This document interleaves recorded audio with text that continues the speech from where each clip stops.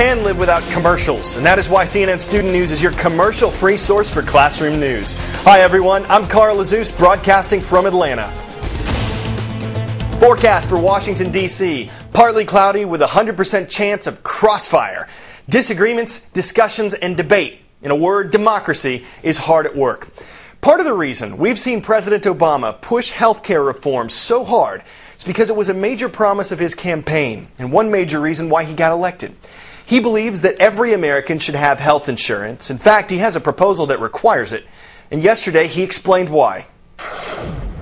The Census Bureau released new data showing not only that the poverty rate increased last year at the highest rate since the early 1990s, but also that the number of uninsured rose in 2008. And we know from more up-to-date surveys that since the recession intensified last September, the situation's grown worse. The thing is, not everyone agrees with the president that it's the government's job to provide health coverage. And though there are some things that Democrats and Republicans do agree on, that insurance costs are going up, that some rules about insurance coverage ought to be changed, some don't agree with the president's proposed solutions. Republican National Committee Chairman Michael Steele. In my view, the president, I think, missed an opportunity to clearly define in a common sense, straightforward way exactly how we should go about the business of reforming those aspects of our healthcare system that we have particular problems with. Now, Mr. Obama isn't the first president to try to reform the nation's healthcare system. President Harry Truman tried and failed right after World War II. President Bill Clinton tried and failed in the early 1990s. How will this attempt turn out? That is what we will find out in the weeks ahead. A word to the wise. Backfires. Fires that are started on purpose to help keep another fire from spreading. They do that by using up fuel before larger fires can get to it. It's one strategy being used to try and control the station fire. We've told you about this thing. It's been burning in California for more than 2 weeks now. Investigators say it was caused by arson. Someone started it intentionally. About 3,600 firefighters are battling this blaze. 2 firefighters died while trying to escape the fast-moving flames.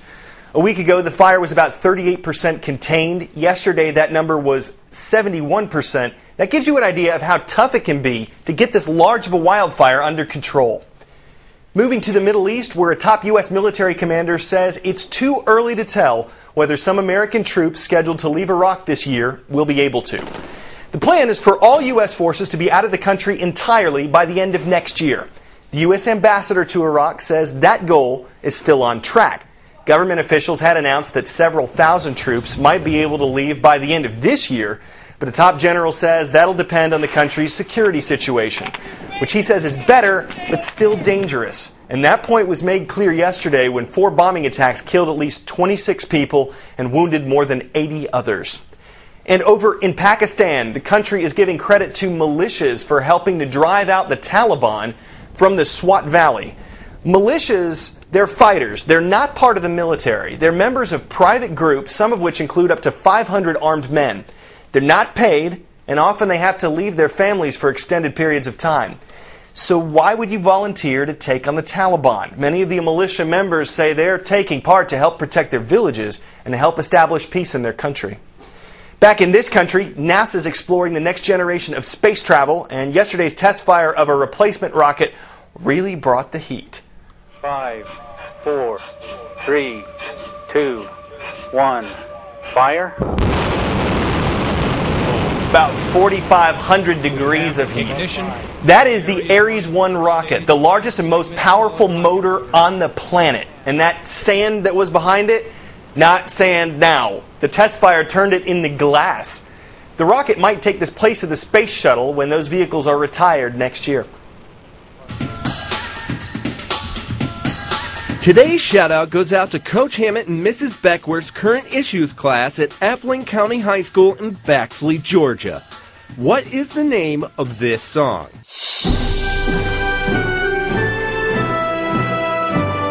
Is it the 1812 Overture, Ode to Joy, Pomp and Circumstance, or Umbrella? You've got 3 seconds. Go!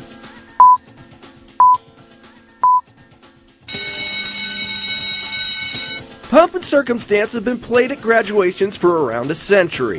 That's your answer, and that's your shout-out. Okay, getting your diploma while pomp and circumstance is playing is something pretty much everyone looks forward to. Unfortunately, statistics show it might not happen. In fact, only 70% of U.S. high school students graduate in 4 years. The mayor of Houston, Texas, challenged a group of young people to beat that statistic. Katie McCall of affiliate KTRK reports on the results. For Brittany Dotson, graduating from high school wasn't always an expectation. I can't tell you how many funerals for people my age I've been to.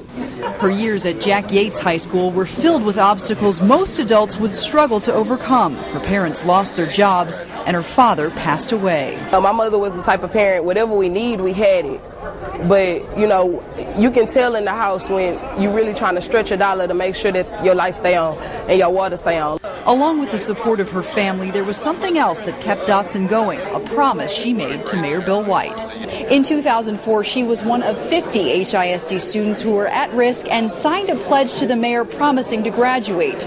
The mayor's office expected a large percentage to do so, and all 50 of them did. But every time you change one life, then that should be counted as a success. Dotson is now a freshman at Lamar University. You know, they just invested in us. They didn't treat us like we were some kids. They looked at us as like positive, like we're valuable. To reward the students for fulfilling their pledge, several charities partnered with the mayor's office to give them a graduation present. It includes a computer, dresser, desk, and a bed. Dotson says the new dorm room will help keep her on a path to success. To me, it was like I was a little piece of coal and they seen the diamond. Dotson is working toward a career in human resources, and she knows her father would be proud. I'm in college. That's what he wanted me to do. I'm going to make it. Bet she will. While those students are making it, though, you might be surprised at the number who don't. More than 1 million. According to America's Promise Alliance, that is how many drop out of high school every year. Can anything be done to reverse that trend? Well, recently we asked some students to weigh in with their ideas. Here's what they had to say.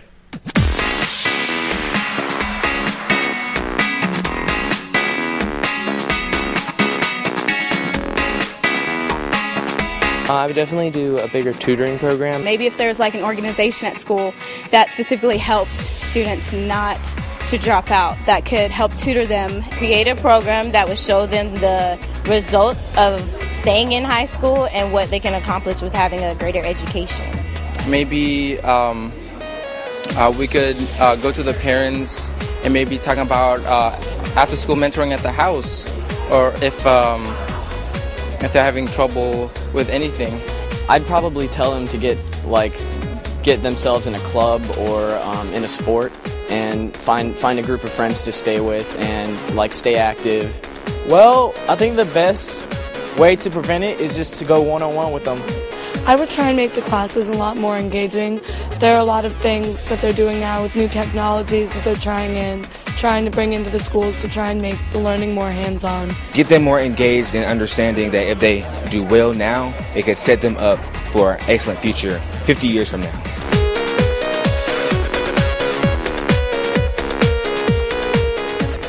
If there was one thing you could do to keep someone from dropping out of school, what would it be? This week we've heard from the president, the mayor of Houston, just now from some students, all talking about education. It's your turn. Head to our blog at cnnstudentnews.com. Tell us how you would stop a dropout.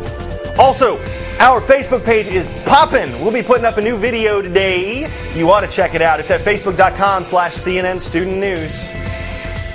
But before we go, some foods you're supposed to eat with your hands. Spaghetti, not one of them. Don't tell these guys. Really hungry or in a hurry, either way, this can't be good for digestion. Of course, it's an equal opportunity eating competition. Women can pig out too. You can see right here. It's much more polite when you use a fork, folks. Some of the younger onlookers seemed less than impressed with the grueling gorging. Or maybe they were just pasta, point a carrot anymore. Pasta, point. Okay. Well, that's all for today. You guys have a great weekend. For CNN Student News, I'm Carl Azuz.